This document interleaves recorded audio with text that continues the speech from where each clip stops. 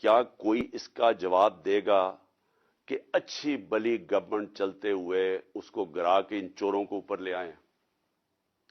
اور میرا اگلا سوال یہ ہے کہ اس کے بعد جو ہمارے اوپر سختیاں کی گئی، جو سوشل میڈیا پہ جو میڈیا جو ہماری حمایت کرتا تھا، کیسز کی میرے اوپر بارش ہو گئی، مجھے دہشت گردی کا کیس کروا دیا۔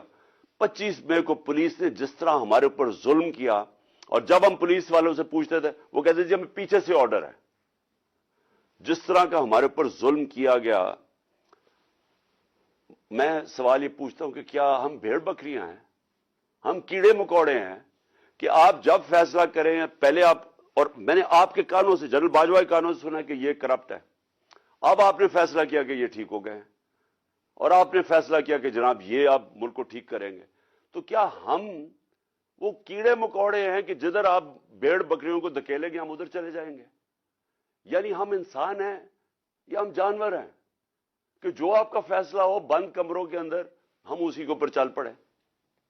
اور آپ کو جب نظر بھی آ رہا تھا کہ پاکستانی قوم ان کو ریجیکٹ کر رہی ہے، ہمیں تو ہمارے ساتھ میرا تو فائدہ کروا دیا، مجھے تو اللہ نے کبھی اتنی عزت دی نہیں جو اس کے بعد ملی ہے، لیکن ملک کو کدھر پہنچا دیا آج۔ اور میں کیا یہ پوچھنا چاہتا ہوں کہ پاکستان کا مستقبل ہے کہ پہلے یہ لوٹیں گے، اب ان کے بچے تیار ہو گئے لوٹنے کے لیے، کیا اب ہم ان کو لے کے آئیں گے؟ اور اگر ہم ان کے خلاف جائیں گے اور ہم ان کو ریزسٹ کریں گے تو ہمیں پھیٹا لگایا جائے گا، ہمارے پر کیسز کیے جائیں گے، ہمیں ڈرایا جائے گا۔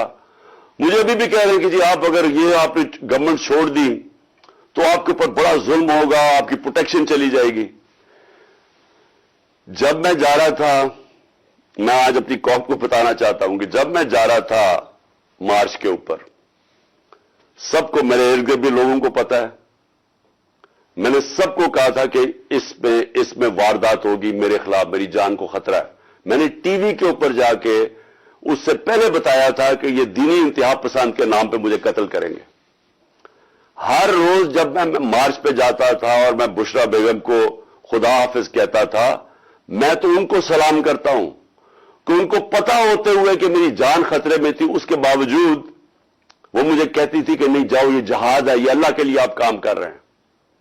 کوئی اپنی زندگی خطرے میں نہیں ڈالتا پیسے کے لیے یا اقتدار کے لیے، کوئی زندگی خطرے میں نہیں ڈالتا۔